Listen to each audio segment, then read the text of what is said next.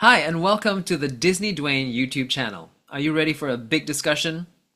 Well, it all has to do with the Disney Adventure, which is the Disney Cruise Line's ship that's going to be based in Singapore for the next 5 years. This is very exciting because it's probably Singapore's first Disney official attraction. And it was supposed to set sail December 15th, 2025, later this year, at the time of this recording. But it's now been pushed to March 10th, 2026. So all the people who have booked a cruise during this affected period are getting a refund, myself included. Now here's where the story happens.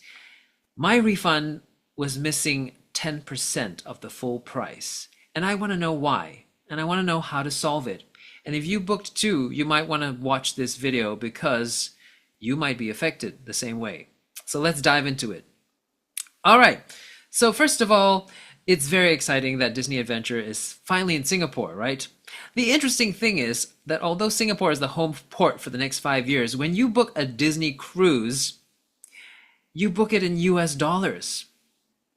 Now, if you were a US citizen, that works out fine. And the refund and all that probably won't affect you as much. You probably know what I'm getting to. So, you book in US dollars. Most Singaporeans or people from around Asia would be forced to book outside of their own currency. This is in itself very, very strange, and it has caused most of the complication. This is the start of it. Also, when I was in Europe trying to make a payment, I could pay in euros. So my question first off is, if you can make payment available in euros, why can't you make it available in Singapore dollars? That only makes sense. This ship is sailing out of Singapore for the next 5 years. Okay, my mind is blown. It does not make sense.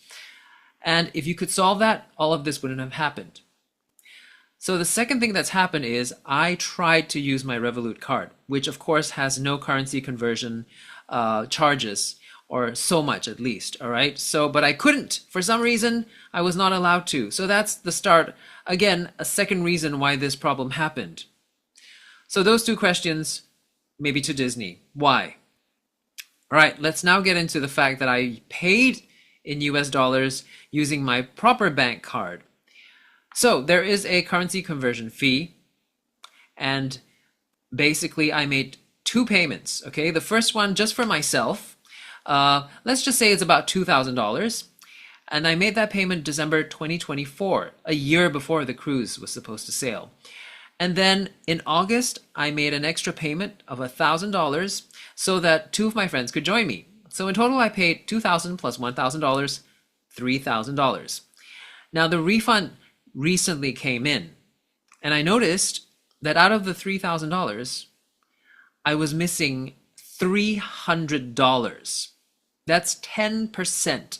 Okay, so I wanted to find out why. I called Disney Cruise Line, and they told me that the refund was fully processed on their end, which means they didn't take a cut. It's fully processed, and they only work in US dollars, so that makes sense, right? They get paid in US dollars and the refund in US dollars. It's equal. So now it's left with two other institutions. It's the bank and Visa, which I used, not MasterCard. So who took the money is my question, all right? But first off, I want to say that Disney Adventure or Disney Cruise Line offers a 50% discount to you if you book your next cruise, if you're one of the affected people, which is really nice and really sweet, and I appreciate it so much. However, if you booked the cruise and you booked your hotels coming into Singapore and your flights coming into Singapore, and you can't cancel those, which a lot of people I know did, and it was their holiday period. Also, they took leave, and so they're not likely to go on another Disney cruise. So they're not going to be able to take advantage of the 50% discount. They were quite inconvenienced, in fact, right? So that's a bummer. But what I'm saying is that the 50% discount is not related to the refund, all right? So that's just putting it out there. All right, so now let's go back to the story. All right, so the next logical thing for me to do would be to call the bank, which I did. And that in itself is quite a story. It was hard to get to someone, and when I finally did, someone else had to call me back, and they called me back at the wrong times that I specified. Anyhow, managed to get someone, and here was the answer. Remember I said I paid in 2 payments? So the first one was for $2,000 a year before the ship set sail. And the second one was recent to add 2 people. So I made 2 payments. The bank said they could only refund for the second payment because it was more recent. It was within the 6 months. But my argument is, come on, the refund only happened just recently, right? Is it my fault that this happened so long ago? Not really. So anyhow, for argument's sake, even if you couldn't do anything about the transaction that I first made, the first payment ever, the refund coming back also incurs a fee, right? So couldn't you refund that fee? Because right now I'm currently missing $200. I got refunded the full $100, which is equivalent to the 10% of the 1,000 I paid, but I still paid the initial $2,000, which still requires $200. So if you gave me a refund, I would be just missing $100 technically, if you're following my drift. Anyhow, not very helpful, even though they did help to make the refund for the second payment. Makes no sense, right? So I also see this issue as a three-party problem between Disney, Visa, and the bank.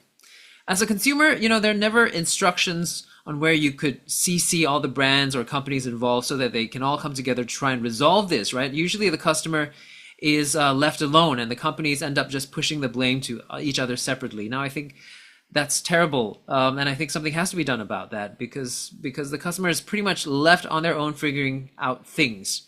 And it's just sad, because customer is supposed to be king, right? Anyhow, I asked the bank, I shall name the bank, DBS, POSB, for an email so I could set up a conversation between all parties for a resolution. Maybe I could say DBS is helped by doing that second refund, Disney has helped by the 50% discount, so Visa could help with, the rest of the refund. But anyway, DBS said that they had none for the situation, no emails provided. And so my question again is why? Is this a way to avoid being helpful to your customers? Isn't it all about customer service? Doesn't stop there. Also, when they say the system doesn't allow for them to help me because the transaction was 6 months ago, who created that system? Aren't you all about customer service? Are you really, when you don't allow the system to be overridden for specific cases like these? Think about it. Refunds don't happen all the time. 99% of my purchases or any customer's purchase go through. Refunds are a rare case. Again, you are making an excuse and you're avoiding helping the customer. But ultimately, I was really puzzled because 10% of my refund was missing. That's $300 out of $3,000. My big question is, are currency conversions that high? DBS, I would like to see a breakdown because I feel you're not being transparent enough, right? And also you told me that not all of the charges come from you, but from Visa as well. And for me to contact Visa, how would I contact Visa? Here's what I found out from Visa's website. It seems to suggest that customer gets the full refund based on 2 of the Visa codes. 13.1 states that merchandise and services not received is an issue, right? And I didn't receive it. I didn't receive the service, so I should get a full refund. And the other code is 13.7, which under canceled services, refunds must be received. So if I combine these 2 codes together, I do have a strong case to get a full refund because Visa does protect you from paying for services you never received. So a lot of this is back on, the bank, and I'm just wondering what is going on. I need something clearer. I'm going to follow up and I'll tell you the story. But if you yourself haven't got your full refund, I suggest you look into it. I'll be back with more details. Stay tuned.